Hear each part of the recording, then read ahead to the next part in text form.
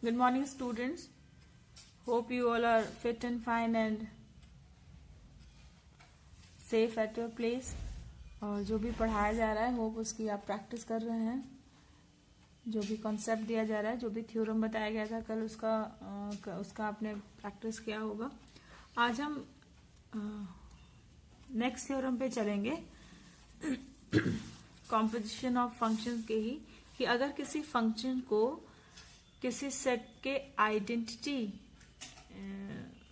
Function के साथ composite किया जाए, उसका कंपोजिशन निकाला जाए, तो क्या आंसर होगा, क्या आएगा result.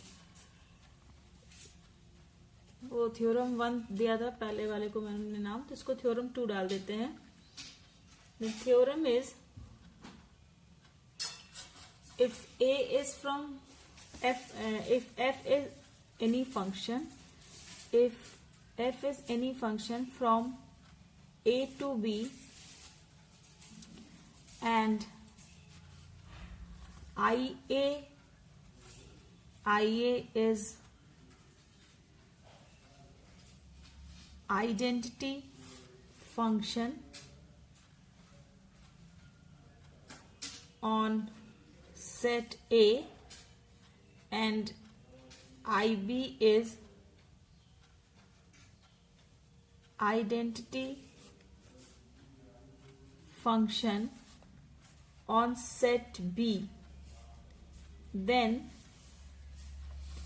f of IA is equal to IB of f is equal to f.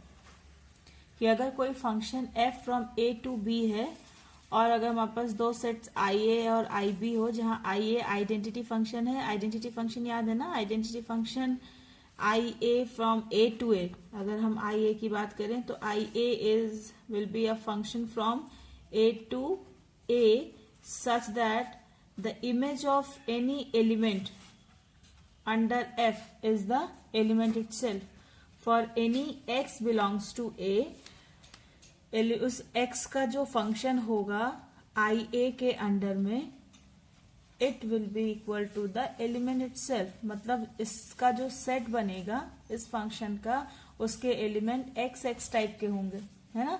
ऐसे ही अगर हम b पर डिफाइन करें तो सभी आई वाई जो होंगे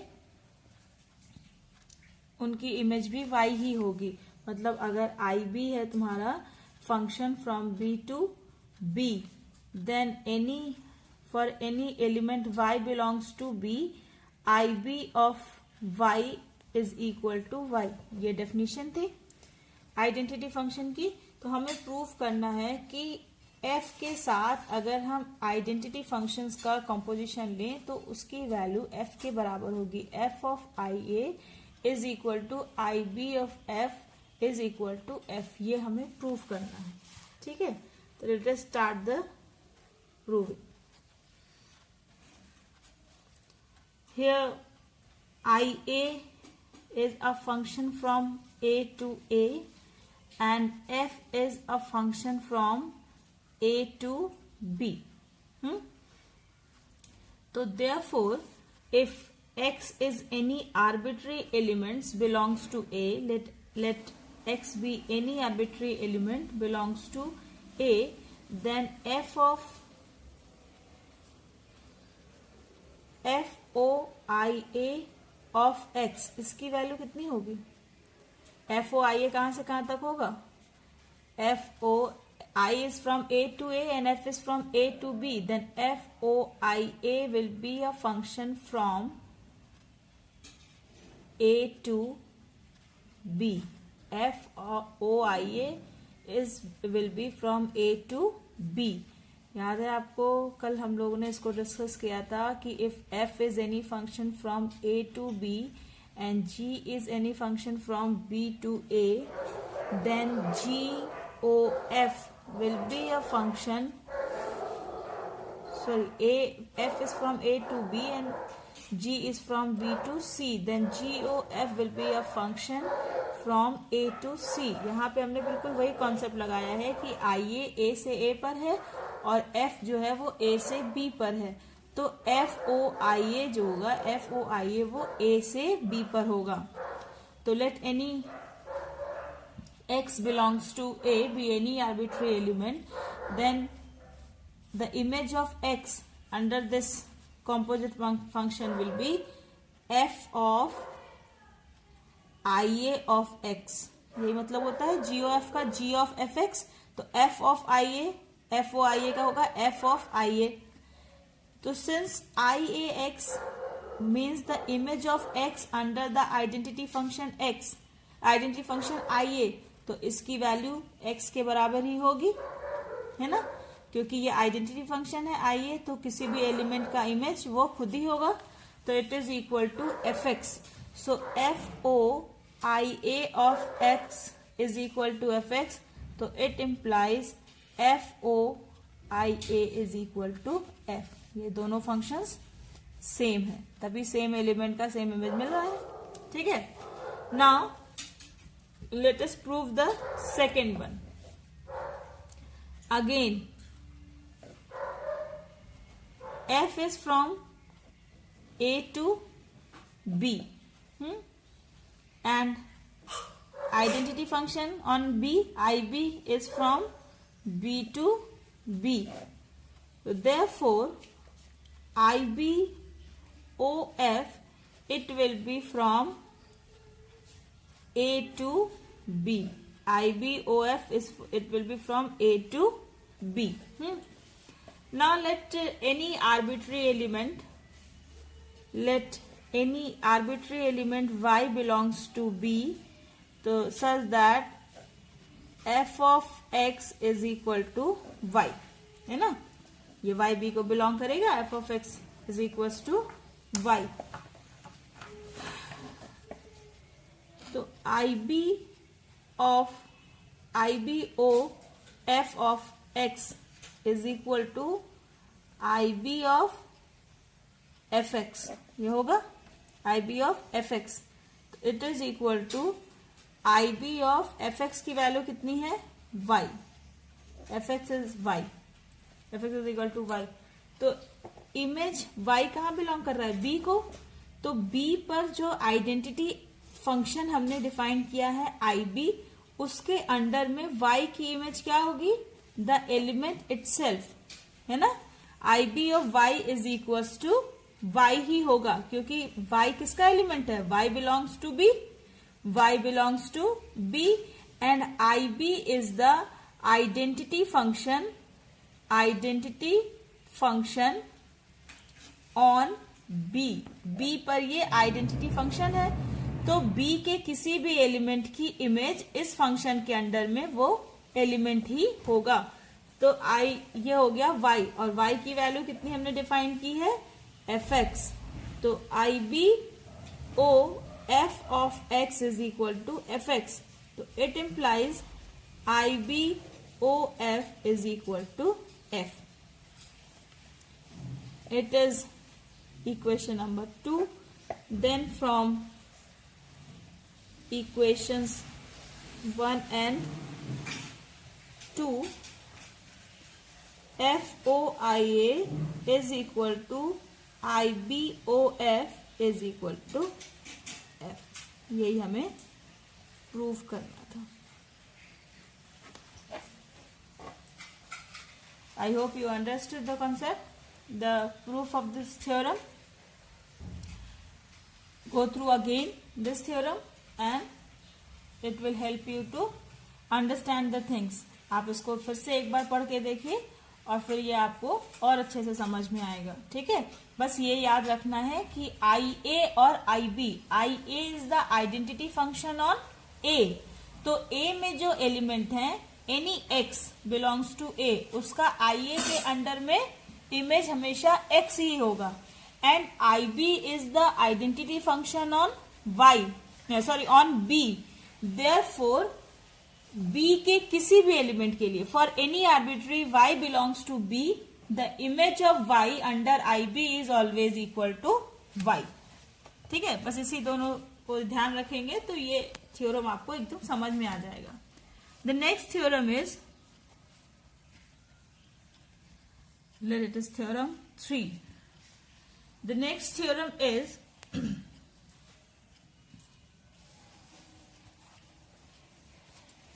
if f and g are two 1 onto functions, if f is from a to b and g is from b to c, be any two 1 onto function, ये दो 1 onto function है, then GOF का inverse of GOF is equal to F inverse O G inverse. मीन्स क्या कह रहा है कि F अगर A से B है और G B से C है तो इनका कॉम्पोजिशन जो है GOF होगा, और GOF का अगर हम इनवर्स निकालें, GOF इज अनदर फंक्शन, और उस फंक्शन का अगर हम इनवर्स निकालें तो उस इनवर्स की value F inverse O G inverse है। अगर आपको कल का वीडियो, मेरा लास्ट वीडियो जो था वो याद हो, तो हमने लॉजिकली इसको प्रूफ करके देखा भी था। हमने ये एग्जाम्पल जब हम डिस्कस कर रहे थे तो हमने बताया था कि जब हम GOF निकालते हैं तो पहले हमारा प्रोसेस क्या होता है। GOF क्या था कि GOF मतलब G ऑफ fx था ना, मतलब इसको हम कैसे निकालते थे, पहले x से A से हम B पर जाते हैं और B से C पर, ये हमारा प्रोसेस है ना। यहाँ पे हमने स्टूडेंट्स का नेम लिया था, तो नेम से एसोसिएटेड रोल नंबर और रोल नंबर से एसोसिएटेड कोड। तो पहले हम F अप्लाई कर रहे थे और फिर हम G अप्लाई कर रहे थे, लेकिन हमने डिस्कस किया था कि अगर हम इसका रिवर्स करें, रिवर्स फंक्शन इसका हम डिफाइन करना चाहें, तो रिवर्स फंक्शन हम कैसे डिफाइन कर पाते हैं। इधर से जब जा रहे थे तो पहले F था फिर G था, लेकिन जब रिवर्स करते हैं तो F का रिवर्स और G का रिवर्स नहीं करते, पहले हम G का रिवर्स करते हैं और फिर हम F का रिवर्स करते हैं ना। कोड से पहले रोल नंबर पे जाते हैं और रोल नंबर से फिर हम स्टूडेंट के नेम पर जाते हैं। मतलब अगर हम ये कॉम्बिनेशन जब F से G और G से F है, A से B पर F से और B से C पर G से जाते हैं, तो हमारा कॉम्पोजिशन जो नया फंक्शन हम लिखते हैं उसे GOF लिखते हैं। तो इसका इनवर्स, रिवर्स मतलब इसका इनवर्स, तो जब हम इसका इनवर्स करेंगे तो पहले G इनवर्स और फिर F इनवर्स होगा। यहाँ पे ये जो हमने लॉजिकली यहाँ हमने इसको डिस्कस किया था, उसे हम यहाँ मैथमेटिकली प्रूफ करेंगे। इस F inverse O G inverse का मतलब क्या हुआ, इसका मतलब हुआ F inverse of G inverse, है ना। यानी पहले आपने G इनवर्स किया, उसके बाद उसका F इनवर्स निकाला, तो उसी को अब हम मैथमेटिकली यहाँ प्रूफ करेंगे, जो हमने उधर लॉजिक से डिस्कस किया था। नाउ प्रूफ, सबसे पहले तो हमें ये देखना होगा कि ये GOF का इनवर्स एग्जिस्ट करेगा कि नहीं, क्योंकि हमने पहले भी देखा था कि हर फंक्शन का इनवर्स एग्जिस्ट नहीं करता। तो GOF भी एक नया फंक्शन है, पहले हम ये चेक करेंगे कि इसका इनवर्स एग्जिस्ट करेगा कि नहीं, और उसके बाद हम चेक करेंगे कि F चूंकि 1 onto है तो F का इनवर्स एग्जिस्ट करेगा, फिर G भी 1 onto है तो इसका इनवर्स एग्जिस्ट करेगा, तो फिर इन दोनों का, ये दोनों जो है वो F inverse O G inverse, इसका एग्जिस्टेंस है कि नहीं। तो पहले तो हम इन फंक्शंस के एग्जिस्टेंस को चेक करेंगे, और अगर ये प्रूफ हो गया कि हाँ ये एग्जिस्ट करते हैं तो फिर हम थ्योरम को आगे बढ़ाएंगे, ठीक है। तो proof, since F from A to B and G is from B to C are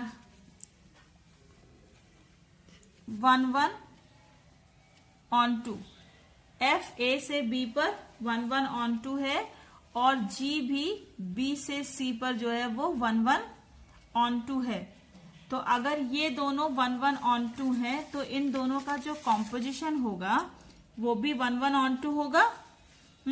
since f is from a to b and g is from b to c, ये दोनों 1 1 on 2 है, तो ये हम लोग प्रूव कर चुके हैं कि इन दोनों का कॉम्पोजिशन भी 1 1 on 2 होगा। ये लास्ट वीडियो में हम प्रूव कर चुके हैं। तो देयरफॉर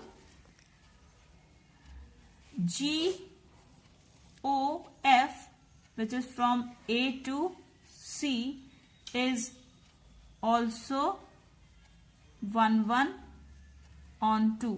और अगर कोई फंक्शन 1 1 on 2 है इसका मतलब इसका इनवर्स एग्जिस्ट करेगा, है ना। तो इट इम्प्लाइज इस फंक्शन का इनवर्स मतलब GOF का इनवर्स ये एग्जिस्ट करेगा। और कहां से कहां होगा, अगर GOF A से C है तो GOF का इनवर्स कहां से कहां तक होगा, C से A। ये फंक्शन है GOF, इसका इनवर्स एग्जिस्ट करेगा और वो इनवर्स कहां से होगा, पलट जाएगा, मतलब A टू C की जगह C से A पर होगा। It will exist. ठीक है, तो ये तो कंफर्म हो गया कि हाँ ये फंक्शन एग्जिस्ट करेगा। अगेन सिंस f is 1 1,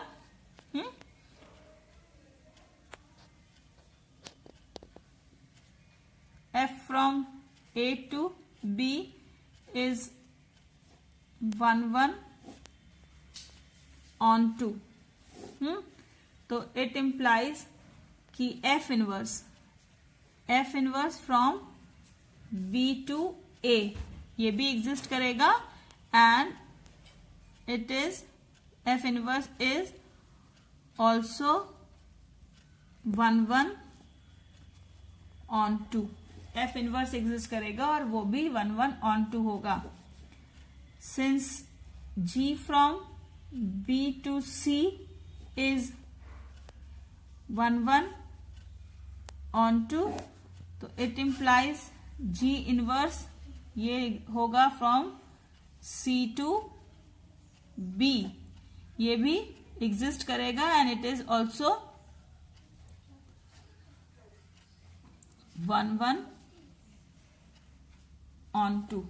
मतलब f इनवर्स भी एक 1 1 on 2 फंक्शन है और g इनवर्स भी एक 1 1 on 2 फंक्शन है।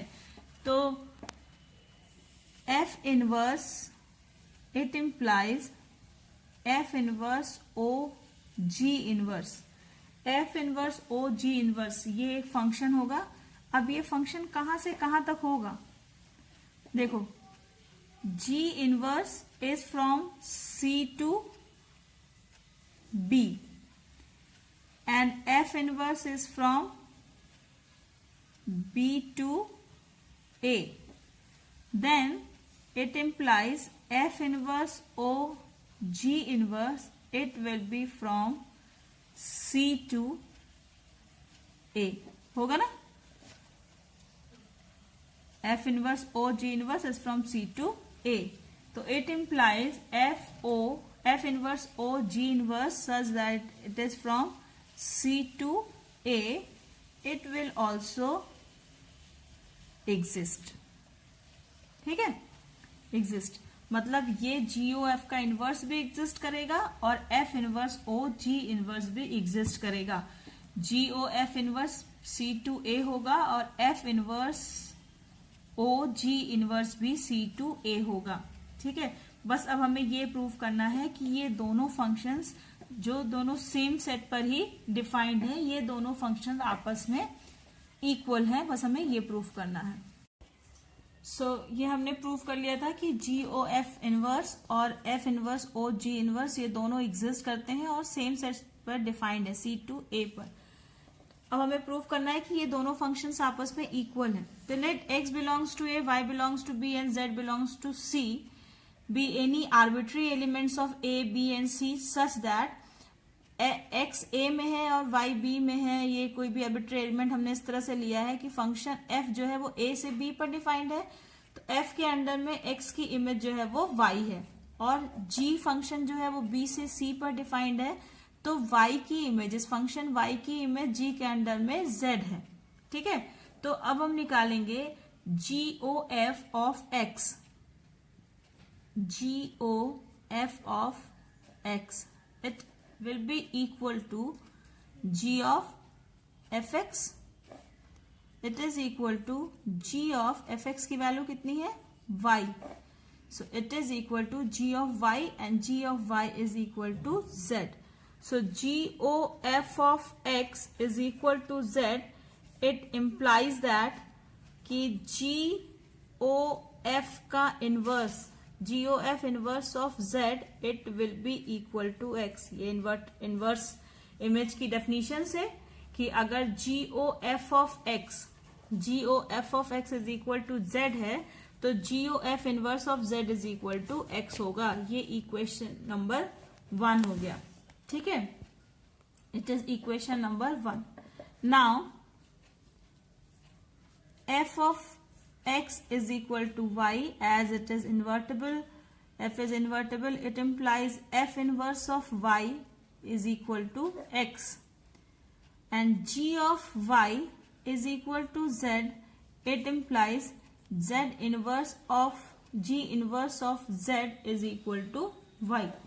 ठीक है, अब अगर हम इन दोनों को कंबाइंड करें, मतलब f inverse o g inverse of z निकालें, f inverse o g inverse of z निकालें, तो इसका मतलब क्या होगा कि f inverse of g inverse of z, g inverse of z, g inverse of z की वैल्यू कितनी है? y. So f inverse o g inverse of z it will be equal to f inverse of g inverse z की जगह पे हम रख देंगे y, तो f इनवर्स ऑफ y, और f इनवर्स ऑफ y की वैल्यू कितनी है? x. f inverse of y की वैल्यू है x, यानी f inverse o g inverse is equal to x. Let it is the equation number 2. So from equation 1 and 2 RHS of it is RHS of both the equations are same, therefore LHS will also be equal to same. From equations 1 and 2, GOF inverse of Z is equal to F inverse O G inverse of Z. Okay, therefore it implies that GOF inverse is equal to F inverse O G inverse. Proved. यही हमें prove करना था कि GOF inverse is equal to F inverse O G inverse. तो ये हमने prove कर दिया. This theorem is very important from your exams point of view. Exam के पॉइंट ऑफ व्यू से ये बहुत ही इम्पोर्टेंट थ्योरम है. ये अक्सर पूछा जाता है एग्जाम में. So it is all for today. I hope कि आपको ये थ्योरम्स आपको समझ में आए होंगे. इसको 2 बार 3 बार प्रैक्टिस कीजिए और इसके सारे कॉन्सेप्ट को बिल्कुल क्लियरली अपने दिमाग में बैठाने की कोशिश कीजिए. And again I am saying that do more and more practice. जितना ज्यादा प्रैक्टिस करेंगे उतने ही कॉन्सेप्ट्स क्लियर होते जाएंगे आपको. और इसके बाद अगर कोई कंफ्यूजन होता है, कोई डाउट है, तो you can contact me. Okay, till then stay safe, keep on practising, keep on learning. Bye.